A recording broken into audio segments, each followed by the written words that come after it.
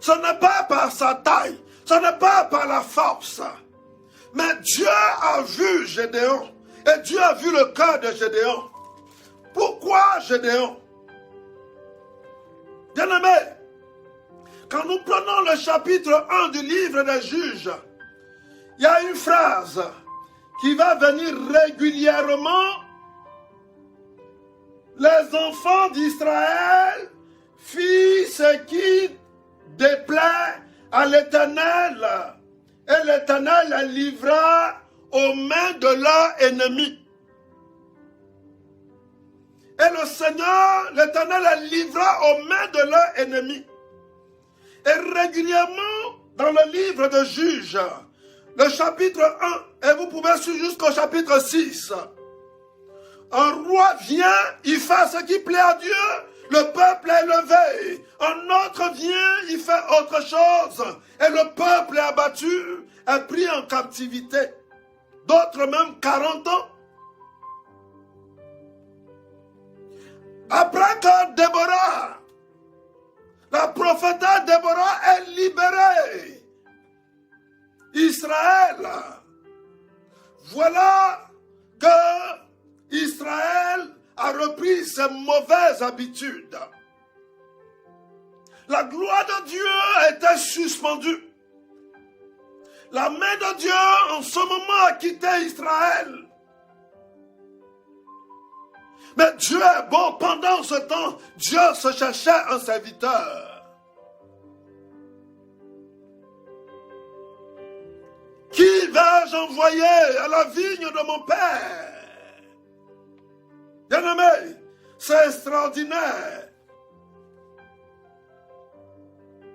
Et cette fois-ci, les Madianites, le peuple, les Madianites ont asservi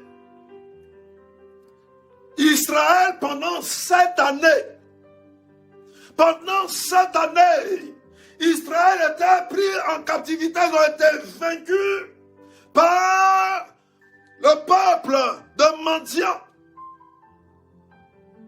Donc le peuple Madian était utilisé,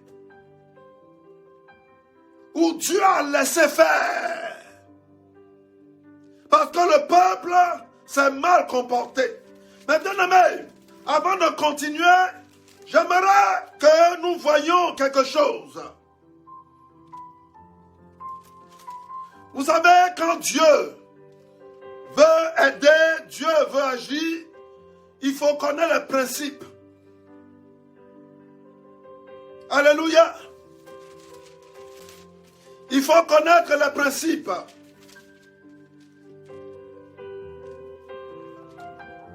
Lorsque les enfants de Dieu se sont mal comportés, la Bible dit Israël a fait ce qui a déplu à l'Éternel. La gloire de Dieu a quitté le temple, a quitté le peuple de Dieu. Pourquoi?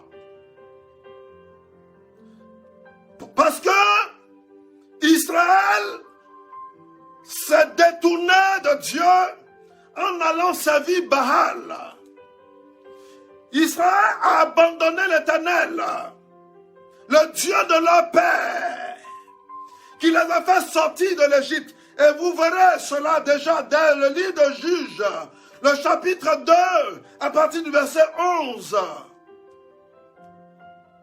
Et la Bible dit, ils sont allés se prosterner devant Baal et Astarté. Voici le comportement qui a déplu. Dans d'autres versions, ils se sont ralliés à leurs ennemis en allant prendre des épouses, en allant prendre leurs pratiques. Ils ont quitté l'autel, où ils ont profané l'autel de Yahweh Sabaoth. Un peuple qui veut la victoire doit chercher sa victoire dans le Seigneur. C'est lui qui nous donne la victoire. Et c'est intéressant Donc on comprend pourquoi Israël était pris en captivité. Mais Gédéon avait la crainte de Dieu. Gédéon, dans sa pauvreté, dans sa limitation, croyait en Dieu. Et la preuve en est que quand Dieu, l'ange de l'Éternel, lui parlera, Gédéon va partir sur la base de l'histoire. Où est-il ce Dieu? Ce Dieu de qui nos parents nous ont parlé, qui a fait sortir le peuple de l'Égypte, qui a combattu pour ce peuple. Où est-il? Alléluia. Gédéon va égrener tout cela. Et le Seigneur va dire à Gédéon, va. Maintenant, regardons la suite. La Bible dit dans la nuit même où Dieu a parlé à Gédéon, Gédéon a demandé d'abord un signe à Dieu. Et Dieu a exécuté ce signe. Gédéon a couru dans la même nuit et Gédéon a pris un jeune taureau. Alléluia. Mais avant de partir, le Seigneur lui a dit, Gédéon, sois en paix, ne crains pas, tu ne mourras pas. Et la Bible dit que Gédéon bâtit là l'autel de l'Éternel. Il lui donna le nom de paix. Alléluia. Quand la Bible dit aura les artisans de paix, ils seront appelés fils de Dieu. C'est ce que ça veut dire.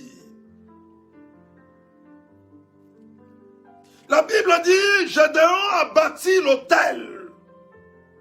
Et dans la même nuit, la Bible dit, Gédéon a pris le jeune taureau de son père, comme l'Éternel des armées lui avait recommandé.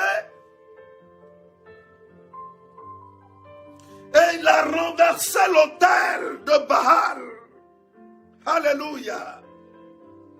La victoire n'est pas possible si tu ne renverses pas l'autel de Baal. Si tu ne bâtis pas l'autel de Yahweh Sabaoth. Et ça, les chrétiens détestent. Ils aiment la facilité. Bâtir l'autel, ça veut dire quoi? J'aime le chant qui dit plus haut, plus haut, plus haut.